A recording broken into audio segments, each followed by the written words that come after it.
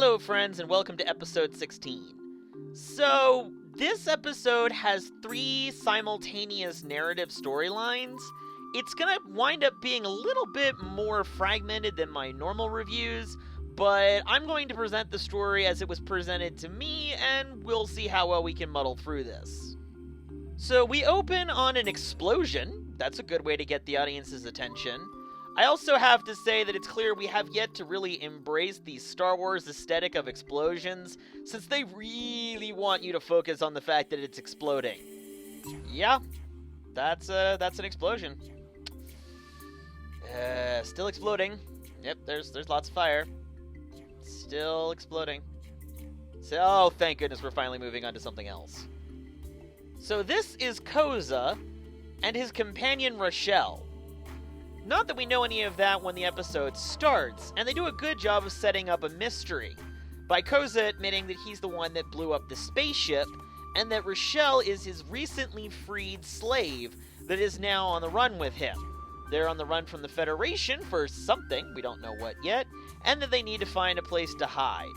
All of which is done in 49 seconds of the episode. Wow, that's pacing for you. So this is also the episode where we set up Brian Croucher as the new Travis, in an interesting scene where we have Blake enter a room with Travis and Travis kills him. Yeah, okay, that's a thing that just happened. And then the room fills with smoke out of nowhere. I do also have to give it to this poor actress. You can see she's trying to look regal and majestic as she's walking down the stairs, but if you pay really close attention, you can tell that she is slightly terrified and desperately trying not to trip over her costume. Why did you kill him? That's no concern of yours. You've been paid. Not for this. For whatever I choose. Yeah. You're a sad man, Travis. I really didn't have to edit that at all, practically. Actually, something I found really funny is he also appears in a classic Doctor Who episode, Robots of Death, and he's basically playing the same character. Here, watch. She murdered him, didn't she? How do you know he was murdered? It's obvious. That's no concern of yours. You've been paid. Yeah, just once I'd like to finish an episode of Blake 7 without having to make some sort of reference to Doctor Who. I'm sure that'll happen eventually. At any rate, this lady is the leader of the Clone Masters, which, yeah, apparently they really do clone people since there are now multiple Blakes. I'm sure that's gotta be somebody's fetish, but I don't know whose. Up on the Liberator, Avon has come looking for Blake to have a minor discussion with him, having just received the data that Orak was asked to collate on how they should best go about attacking the chief weapon designing facility for the Federation, something that nobody else has been made aware of. Except for Callie, because she was the one who suggested it to Blake originally. Why didn't you suggest it to us? Because I knew how you'd react. Auron may be different, Callie, but on Earth it is considered ill manner to kill your friends while committing suicide. Though her rationale is pretty sound. They're going to have to attack Federation HQ at some point, and since it's going to be heavily fortified, they'll need the best weapons they can get. Where better to get them from than the Federation themselves? Back over with Koza and Rochelle, we find out part of their rationale for picking this planet was the fact that it was once inhabited and is now completely abandoned. Always nice when you don't have to build your own hut. The new interaction between Travis and Servalon definitely exemplifies what a downgrade there has been in the character. Both angry that she threatens to send him to the slave pits for shooting the clone of Blake without permission, and also unamused that she managed to successfully manipulate him. Yeah, not like the Travis of old had ever been manipulated by Servalon or anything. But in this case, it wasn't going to be easy for even old Travis to fail to fall into her trap, testing him to see if even Travis could be fooled by this clone of Blake. There are no faults. The remaining clone is perfect. Even Blake himself couldn't tell the difference. Our problem now is to convince the Clone Masters to let us use him. And the slave pits? When you're of no further use to me, Travis. Honesty, at last! I recognize I'm crafting a little bit of a narrative giving this new Travis that particular voice, but really, he always sounds like he's just about ready to start whining. Back over on Liberator, Blake asks Orak why he assumes that the Weapons Development Center is going to be at a maximum security level when they attack. Aurak admitting that's because that's the status they're at currently. It would seem that something is going on and they're not entirely sure what, so Blake asks Aurak to investigate more. Back over with Rochelle and Koza, we can see that Koza is not a good man, lashing out randomly and constantly berating Rochelle. Also, megalomaniacal mutterings to yourself definitely insist that you're just the picture of sanity. Trying to take the credit for my work. Never gonna steal it. Right in front of me. As if I was so stupid or unimportant they didn't have to pretend it was even happening. That's what really made me angry. So back over with Travis and Servalon, we finally get a little bit of an explanation as to what the Clone Masters are. But yeah, the Clone Masters are some of the only people who still know how to use cloning technology, which wasn't exactly a secret, but was a very controlled process because the political elite became concerned about the idea of, say, political imposters that were cloned versions of yourself, or someone making, I don't know, a clone army to lead a war against the Federation with. Even the leader of the Clone Masters herself is a clone, thus giving her an immense respect for the reverence of life, which is one of the core tenets of the Clone Masters. And that's part of why this is such a cool concept, as they observe. If anyone was ever to make a clone army, they would be obligated to help the Federation with their own clone army to restore balance. Thus, the weapon of cloning guards itself.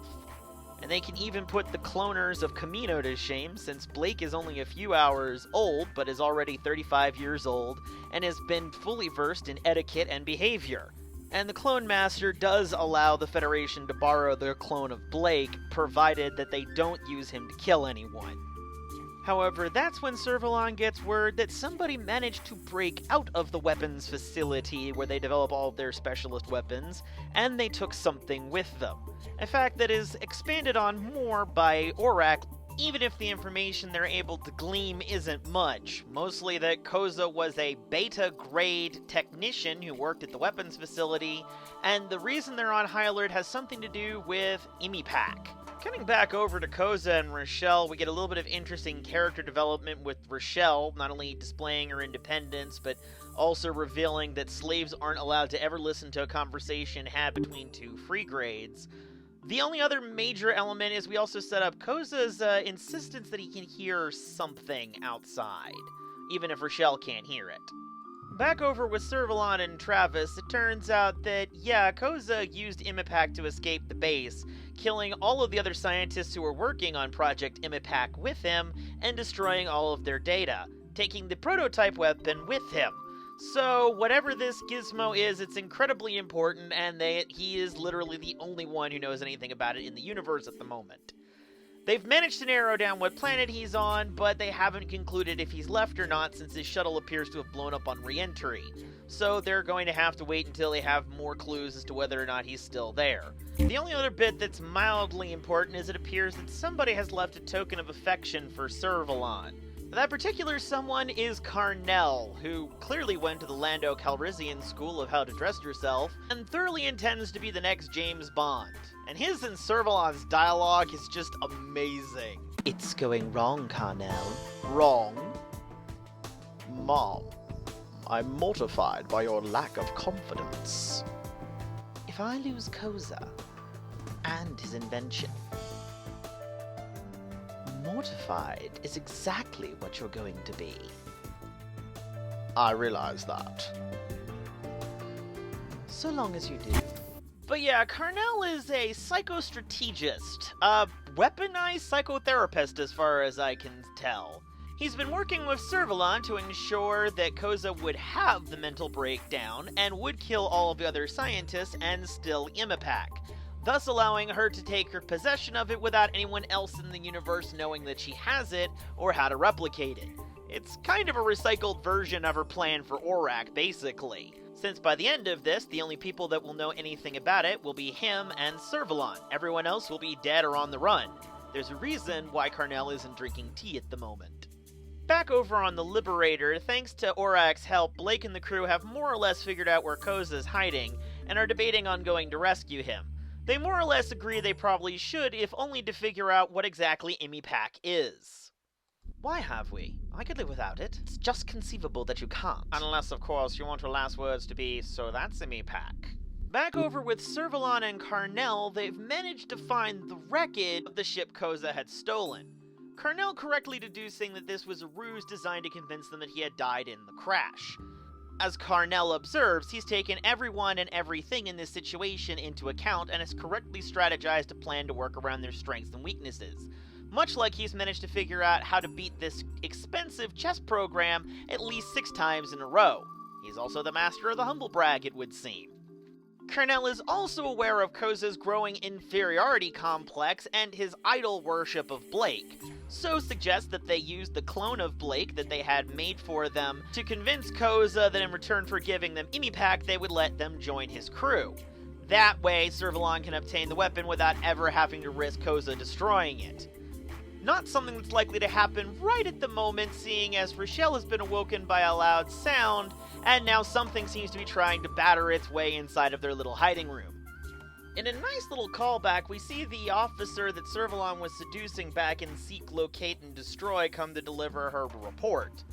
However, the only one there able to take it is Carnell, who, after some light banter and some decent witty dialogue, manages to take a look at it even though it's classified, and proceeds to give the officer his chess computer for no adequately explained reason.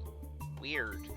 Back over with Koza and Rochelle, despite their best efforts, whatever it is outside does manage to break its way in.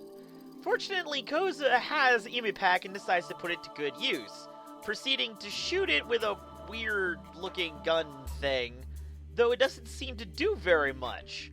However, that's apparently just step 1. Afterwards, he pushes a couple of buttons, and the really badly done puppet dies in screaming, smoky agony, before turning into a very cheap and cost-saving pile of goo on the floor. The next day, as they're planning to head out, who should walk through the door but Blake? Okay, yeah, it's obviously the clone, so there's a shocker. And true to Carnell's prediction, Koza doesn't even question Blake's miraculous appearance for a second, though I do like the fact that even Rochelle is able to recognize that there's something wrong with this plan. And we finally get an explanation for what EMEAK actually is. Induced molecular instability and key. So basically, the gun introduces an unstable molecular potential in the victim. Then, when a signal is sent from the control box, it causes that instability to multiply and cause whatever it is to die almost instantly at a submolecular level. Actually quite clever. It provides you with a untraceable, unpreventable way of killing someone, basically death by a remote. Let's just hope the universal remote isn't programmed to work on the same frequency. However, at this point, Koza's become so megalomaniacal he doesn't even realize he's been betrayed until it's far too late. And Servalon is planning on killing him, not helped by the fact that she's learned that Blake and his crew have found their way to the same planet and are searching for Koza now. So after killing Koza with his own weapon, and taking some clever precautions like shooting Travis when his back is turned so that she can kill him later if she needs, she has Travis go out and paint all of Blake's crew that are down on the planet with the same death ray, so that way they can end the threat of Blake and several of his more persistently useful team members at their leisure. So everything was pretty much a slow build up until this point, so bear with me as we get into a rapid-fire portion of the review. Blake and them end up finding Servalon and EMEAK, but are able to recognize that something is wrong if she's being this confident. She proceeds to demonstrate why she's this confident by using EMEAK on one of the stormtroopers that she had shot previously, and explains to them exactly how much of a predicament they're in. Their only option, according to her, is to run as far and as fast as they can and hope they can outrun the signal of EMEAK. She reveals to Travis that the reason she let them go is partially because she wants everyone to think they have it, while she actually is in possession of it, also so that way they can obtain the Liberator as well. However, the rapidly growing, more confident Rochelle has obtained EMEAK's projector unit. Meanwhile, Blake and their crew try and put the planet between them, realizing that their only hope is to maybe use the planet to shield them from the signal, since Servalon would never have let them get away that easily, before everything goes to black. That's not linked to EMEAK. She's got it, and has painted both Servalon and Travis with it. Also, the clone of Blake has arrived with a perfectly regular gun to shoot them with, since that would also kill them just as effectively. So, back up on the Liberator, that little explosion was due to a throwaway line that I completely overlooked watching the episode. Travis had actually seeded the atmosphere with explosives to prevent anyone from being able to take off from the planet below if Koza had a second ship hidden there. They just happened to run into one of them by accident trying to put the planet between themselves and Servalon. So that was an interesting way to relieve the tension. Realizing that if they were going to die, they'd probably be dead by now, Blake and his crew take off, and on the planet below, Rochelle manages to convince Servalon and Travis it's in their best interest to leave her and the clone of Blake there utterly alone, otherwise she'll push the button and kill them. And in a nice bit of connective tissue, Travis observes that the weapon is now guarding itself. A nice callback to earlier with the Clone Masters. With Travis and Servalon utterly humiliated, it looks like it's curtains for Carnell, and it looks like Blake's clone and Rochelle are going to start a relationship for themselves on this new planet.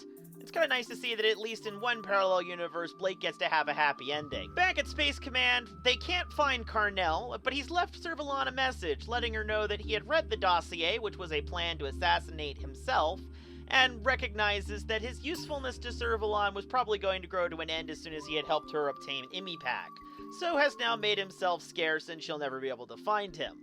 Able to take a certain amount of pride that he's one of the only people that have ever managed to outsmart Servalon. And on that, we end the episode. So, besides some of the dialogue scenes going on a little longer than they might strictly need to, this episode is freaking awesome! Okay, let me temper that a little bit by observing that yes, Koza is kind of utterly insignificant to the plot for the most part, other than setting up the fact that he's the creator of EMEAK. Though another bit of ongoing world building I enjoy is the fact that both Blake and the Federation discount Koza's abilities because he's a beta grade, showing that even our heroes are capable of falling for the failed bit of logic in that social engineering system. And Blake's crew really doesn't do much in an episode that is supposed to be part of their ongoing series, but it's kind of nice to see that there are just small players in a broader universe, even though they are the main cast. The Clone Masters as a concept are really cool and criminally underutilized throughout the course of the series, though hang on to the fact that there is another Blake running around the universe. I have a little bit of a headcanon-y theory of how that plays into the series finale.